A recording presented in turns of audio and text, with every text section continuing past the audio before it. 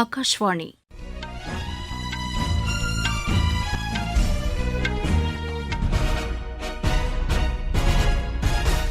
செய்திகள் வாசிப்பவர் வடிவழகி கபிலன்.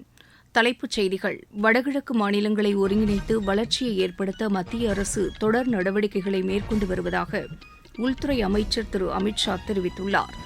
வாக்காளர் புகைப்பட அடையாள அட்டையை ஆதார் எண்ணுடன் இணைப்பது குறித்து விவாதிப்பதற்காக தலைமை தேர்தல் ஆணையர் திரு ஞானேஷ்குமார் சிறப்பு கூட்டத்திற்கு அழைப்பு விடுத்துள்ளார்.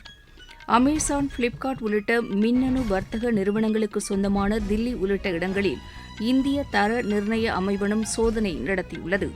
மியான்மரில் அந்நாட்டு ராணுவம் நடத்திய விமான தாக்குதலில் 27 பேர் உயிரிழந்தனர். ஜோர்டானில் நடைபெறவுள்ள ஆசிய மல்யுத்த சாம்பியன் போட்டியில் பங்கேற்கும் 30 பேர் கொண்ட இந்திய அணி அறிவிக்கப்பட்டுள்ளது. இனி விரிவான செய்திகள். வடகிழக்கு மாநிலங்களை ஒருங்கிணைத்து வலுப்படுத்தி வளர்ச்சியடைய செய்ய மத்திய அரசு தொடர் நடவடிக்கைகளை மேற்கொண்டு வருவதாக உள்துறை அமைச்சர் திரு அமித் ஷா தெரிவித்துள்ளார். மிசோரம் மாநிலம் ஐஸ்வாலில் அசாம் ரைபிள்ஸ் படைப்பிரிவுக்கு சொந்தமான நிலத்தை அம்மாநில அரசுக்கு வழங்குவது மற்றும் இந்த படைப்பிரிவின் பிராந்திய தலைமையகத்தை இடம் மாற்றுவதற்கான நிகழ்ச்சியில் அவர் பேசினார். வடகிழக்கு மாநிலங்களில் சுற்றுலா, விளையாட்டு, விண்வெளி, வேளாண்மை, தொழில்நுட்பம் போன்ற துறைகளில் பல்வேறு நடவடிக்கைகள் மேற்கொள்ளப்பட்டு வருவதாக அவர் தெரிவித்தார். பிரதமர் திரு நரேந்திர மோடி மேற்கொண்ட நடவடிக்கைகளால் வடகிழக்கு மாநிலங்களில் இதுவரை இல்லாத அளவுக்கு அமைதி நிலவுவதாகவும் திரு அமித் ஷா குறிப்பிட்டார். வாக்காளர் புகைப்பட அடையாள அட்டையை ஆதார் எண்ணுடன் இணைப்பது குறித்து விவாதிப்பதற்காக தலைமை தேர்தல் ஆணையர் திரு ஞானேஷ்குமார் சிறப்பு கூட்டத்திற்கு அழைப்பு விடுத்துள்ளார்.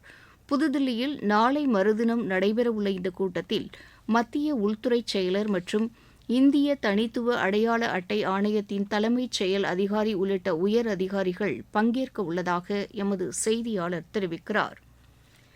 இந்தியா 2028ஆம் ஆண்டுக்குள் உலகின் 3வது பெரிய பொருளாதார நாடாக உருவெடுக்கும் என்று சர்வதேச நிதி சேவைகள் நிறுவனமான மார்கன் ஸ்டான்லி தெரிவித்துள்ளது. இந்த நிறுவனம் வெளியிட்டுள்ள ஆய்வறிக்கையில் பிரதமர் திரு நரேந்திர மோடியின் தொலைநோக்கு பார்வையுடன் கூடிய பொருளாதார சீர்திருத்தங்கள் இந்த மாற்றத்திற்கு முக்கிய பங்கு வகிக்கும் என தெரிவிக்கப்பட்டுள்ளது.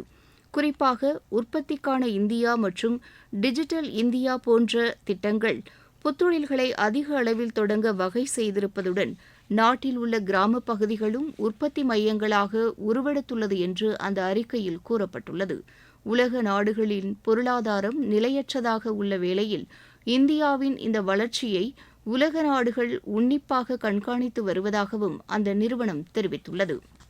தெலங்கானாவில் 64 மாவோயிஸ்டுகள் அம்மாநில காவல்துறை உயர் அதிகாரிகள் முன்னிலையில் சரணடைந்துள்ளனர். பத்ராத்ரி கோத்தகுட மாவட்டத்தில் சரணடைந்த இவர்களில் 16 பேர் பெண்கள் என்று காவல்துறை மண்டல ஐஜி திரு சந்திரசேகர ரெட்டி தெரிவித்துள்ளார்.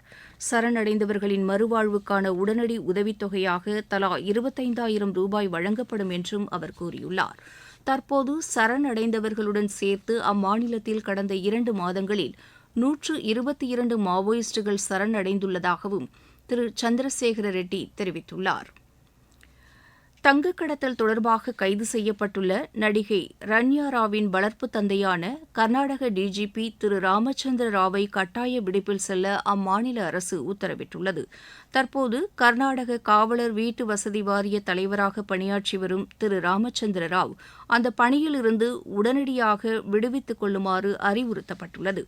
நடிகை ரன்யா ராவ் அடிக்கடி வெளிநாடுகளுக்கு சென்று வந்தபோது டிஜிபியின் வளர்ப்பு மகள் என்ற முறையில் விமான நிலையத்தில் அவருக்கு அளிக்கப்பட்ட சலுகைகளை தவறாக பயன்படுத்தி தங்கக் கடத்தலில் ஈடுபட்டார் என்று குற்றம் சாட்டப்பட்டுள்ளது. நீங்கள் கேட்டுக்கொண்டிருப்பது ஆகாஷவாணியின் செய்தி அறிக்கை. மக்களின் மனதை வென்ற மத்திய அரசின் பட்ஜெட். தனிநபர் வருமான வரி விலக்கிற்கான உச்சவரம்பு 12 லட்சம் ரூபாயாக உயர்வு. தமிழகத்தின் ரயில்வே திட்டங்களுக்காக 6,626 கோடி ரூபாய் நிதி ஒதுக்கீடு. நாடு முழுவதும் உள்ள அரசு பள்ளிகளில் 50,000 அடல் ஆய்வகங்கள். 36 வகை உயிர்காக்கும் மருந்துகளுக்கு சுங்க வரியிலிருந்து விலக்கு.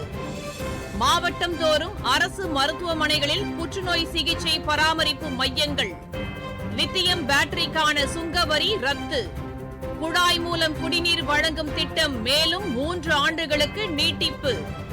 வளர்ச்சியடைந்த இந்தியாவிற்கான பயணத்தில் மோடி அரசு தொடரும் மக்கள் நலத் திட்டங்கள். சர்வதேச மின்னணு வர்த்தக நிறுவனங்களுக்கு சொந்தமான இடங்களில் இந்திய தர நிர்ணய அமைவனம் சோதனை நடத்தியுள்ளது. அமேசான், பிளிப்கார்ட், மீஷோ, மிந்த்ரா, பிக் பாஸ்கெட் போன்ற நிறுவனங்களுக்கு சொந்தமான தில்லி, குருகிராம், லக்னோ உள்ளிட்ட இடங்களில் உள்ள கிடங்குகளில் நடத்தப்பட்ட இந்த சோதனையின் போது பாதுகாப்பற்ற மற்றும் சான்றிதழ் பெறாத பொருட்கள் கைப்பற்றப்பட்டதாக எமது செய்தியாளர் தெரிவிக்கிறார். தர நிர்ணய அமைவனத்தின் சான்றிதழ் பெறாத இந்த பொருட்கள் நுகர்வோருக்கு பாதிப்பை ஏற்படுத்துவதை தடுக்கும் நோக்கில் இந்த சோதனை மேற்கொள்ளப்பட்டதாக தெரிவிக்கப்பட்டுள்ளது. மேலும் வாடிக்கையாளர்கள் இதுபோன்ற நிறுவனங்களில் பொருட்களை வாங்குவதற்கு முன் BIS செயலி மூலம் அந்த பொருட்களை பற்றிய தகவல்களை அறிந்து கொள்ளுமாறும் கேட்டுக் கொள்ளப்பட்டுள்ளது. நியூசிலாந்து பிரதமர் திரு கிறிஸ்டோபர் லக்சோன் இந்தியாவில் அரசுமுறை பயணமாக இன்று புதுதில்லி வருகிறார். 20ஆம் தேதி வரை இந்தியாவில் சுற்றுப்பயணம் மேற்கொள்ளும் அவர் பிரதமர் திரு நரேந்திர மோடியை சந்தித்து இருதரப்பு ஒத்துழைப்பு குறித்து பேச்சுவார்த்தை நடத்தவுள்ளார். தமது இந்த பயணத்தின்போது இரு நாட்டு மக்களிடையேயான நேரடி உறவை வலுப்படுத்துவது குறித்து விவாதிக்கப்பட உள்ளதாக நியூசிலாந்து பிரதமர் கூறியுள்ளார். மேலும் அவருடன் அமைச்சர்கள், அதிகாரிகள் அடங்கிய உயர்நிலை குழுவினரும் இந்தியா வருகின்றனர். டிஜிட்டல் மாற்றத்திற்கான 2025ஆம் ஆண்டுக்கான விருதுக்கு இந்திய ரிசர்வ் வங்கி தேர்ந்தெடுக்கப்பட்டுள்ளது. இங்கிலாந்து நாட்டின் மத்திய வங்கி இந்த விருதை வழங்கவுள்ளது. இந்தியாவின் பிரவா மற்றும் சாரதி ஆகிய டிஜிட்டல் திட்டங்களை செயல்படுத்தியதற்காக இந்த விருது ரிசர்வ் வங்கிக்கு வழங்கப்பட்டுள்ளது. இந்தியாவின் டிஜிட்டல் மாற்றங்கள் ரூபாய் நோட்டுகள் பயன்பாட்டை பெருமளவில் குறைத்திருப்பதாக இங்கிலாந்து மத்திய வங்கி தெரிவித்துள்ளது. மியான்மர் நாட்டில் ராணுவம் நடத்திய வான் தாக்குதலில் 6 குழந்தைகள் உட்பட 27 அப்பாவி மக்கள் உயிரிழந்தனர். ஜனநாயக ஆதரவு போராட்ட குழுவினரை குறிவைத்து அந்நாட்டின் சிங்கு பகுதியில் இந்த தாக்குதல் நடத்தப்பட்டுள்ளது. இந்த தாக்குதலில் 30க்கும் மேற்பட்டோர் காயமடைந்திருப்பதாகவும் தகவல்கள் தெரிவிக்கின்றன. உள்நாட்டில் தயாரிக்கப்படும் முதலாவது செமிகண்டக்டர் சிப் இந்த ஆண்டிற்குள் பயன்பாட்டிற்கு வரும் என்று மத்திய மின்னணு மற்றும் தகவல் தொழில்நுட்பத்துறை அமைச்சர் திரு அஸ்வினி வைஷ்ணவ் கூறியுள்ளார். சென்னை IITயில் மாணவர்களுடன் கலந்துரையாடிய அவர் அடுத்த 2 ஆண்டுகளுக்குள் இந்தியாவில் தயாரிக்கப்பட்ட 4 சிப்புகள் வெளியாகும் என்றும் இவை டெஸ்லா, ஒர்க்ஸ் வேகன் உள்ளிட்ட சர்வதேச நிறுவனங்களுக்கு வழங்கப்படும் என்றும் தெரிவித்தார். செயற்கை நுண்ணறிவு தொழில்நுட்பம் வேளாண் தொழிலுக்கு மிகவும் உதவிகரமாக உள்ளதாகவும் மகாராஷ்டிரா மாநிலம் இதனை வெற்றிகரமாக செயல்படுத்தி வருவதாகவும் அவர் குறிப்பிட்டார். நாட்டில் உள்ள அறிவாற்றல் மிக்க இளைஞர்கள் அனைத்து துறைகளுக்கும் தேவையான தரவுகளை உருவாக்கும் திறன் பெற்றவர்களாக உள்ளனர் என்றும் அவர் கூறினார். டீப்ஃபேக் போன்றவற்றிலிருந்து பாதுகாப்பு அளிப்பதற்கான நெறிமுறைகள் விரைவில் வகுக்கப்படும் என்றும் திரு அஸ்வினி வைஷ்ணவ் தெரிவித்தார்.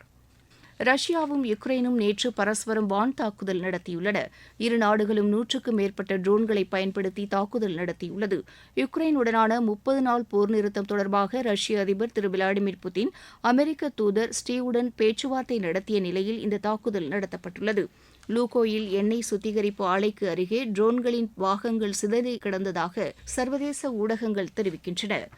ஜோர்டான் நாட்டின் அம்மானில் நடைபெறவுள்ள சீனியர் ஆசிய மல்யுத்த சாம்பியன் போட்டியில் பங்கேற்கும் 30 பேர் கொண்ட இந்திய அணி அறிவிக்கப்பட்டுள்ளது. இதில் தீபக் புனியா, அன்டிம் பங்கல், மனிஷா உள்ளிட்ட வீரர் வீராங்கனைகள் இடம்பெற்றுள்ளதாக இந்திய மல்யுத்த சம்மேளனம் தெரிவித்துள்ளது.